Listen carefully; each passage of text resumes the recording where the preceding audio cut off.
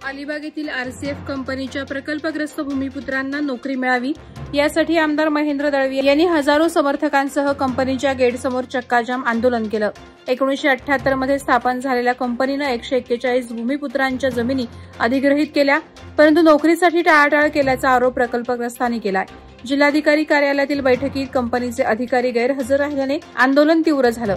17 ऑक्टोबरला काळी दिवाळी साजरी करण्याचा इशारा दळवी यांनी दिला। या आंदोलनाला शिवसेना पदाधिकारी आणि कार्यकर्त्यांनी पाठिंबा दिला। रायगड पोलीस अधीक्षक आंचल दलाल यांच्या सूचनेनुसार चोख बंदोबस्त ठेवण्यात आला। खालापूर तालुक्यातील वयाळ ते लोधिवली रस्त्याची दुरवस्था आणि शासकीय प्रशासनाच्या अनास्थेमुळे ग्रामस्थ संतप्त झालेत। आमदार महेश बालदी यांनी या रस्त्यासाठी कोट्यवधी रुपयांचा निधी मंजूर केला असताना महाराष्ट्र जीवन प्राधिकरण आणि सार्वजनिक बांधकाम विभाग यांच्यातील वादामुळे काम रखडलं असल्याचा आरोप ग्रामस्थ करतायत। पाईपलाईनच्या कामामुळे रस्ता पूर्णपणे खराब झाला असून पावसाळ्यात विद्यार्थ्यांच्या जीविताला धोका निर्माण झाला होता। भाजप नेते प्रीतम म्हात्रे यांनी स्वखर्चाने हा रस्ता दुरुस्त केला होता।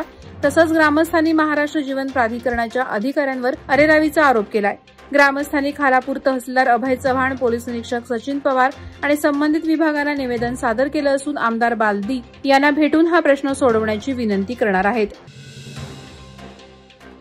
पेण तालुक्यातील बाळगंगा धरण प्रकल्पग्रस्तांनी प्रलंबित मागण्यांसाठी वरसई येथे जलसत्याग्रह केला।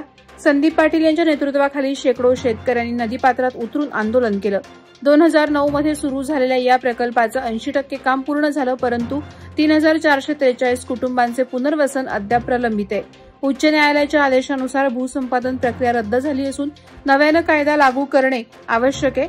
शेतकऱ्यांनी सरसकट जमिनीचा भाव आणि पुनर्वसनाची मागणी केली आहे। पेण पोलीस निरीक्षक संदीप बागुल यांच्या विनंतीनंतर आंदोलन तुर्तास स्थगित झालं। मागण्या पूर्ण न झाल्यास मोठ्या आंदोलनाचा इशारा देण्यात आलाय। रोहा तालुक्यातील धाटाव औद्योगिक क्षेत्रातील कोरस कंपनीतील कंत्राटी कामगारांनी पगार, बोनस आणि लटीची रक्कम देण्यात आली नसल्याने ठिय्या आंदोलन केलं।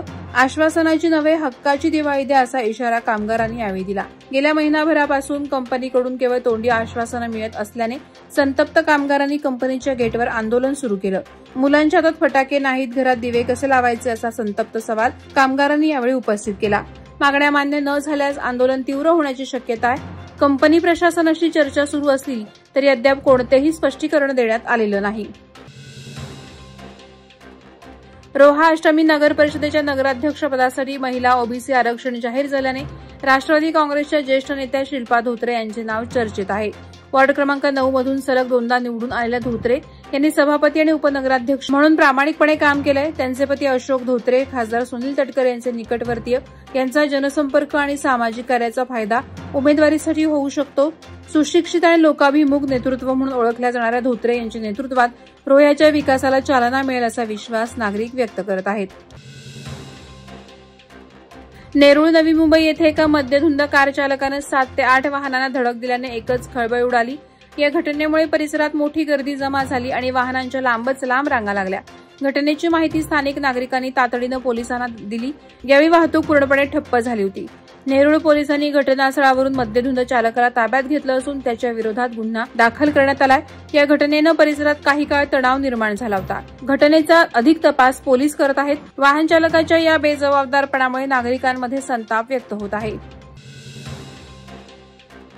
महाराष्ट्र राज्य बॅडमिंटन स्पर्धेत रायगडच्या अंडर 17 मुलींनी विजेतेपद पटकावलं। अहिल्यानगर येथे झालेल्या या स्पर्धेत रायगडच्या खेळाडूंनी उत्कृष्ट कौशल्य आणि जिद्द दाखवली। गाथा सूर्यवंशी, अनुष्का एप्टे, आयुषी निर्वाण, रुधिमा म्हात्रे, अनरिया सिंग आणि अनन्या सिंग यांच्या संघानं सर्वांचं लक्ष वेधलं। प्रशिक्षक श्रीशैल मिटकरी आणि व्यवस्थापक प्रशांत मुखर्जी यांचे मार्गदर्शन मोलाचं ठरलं।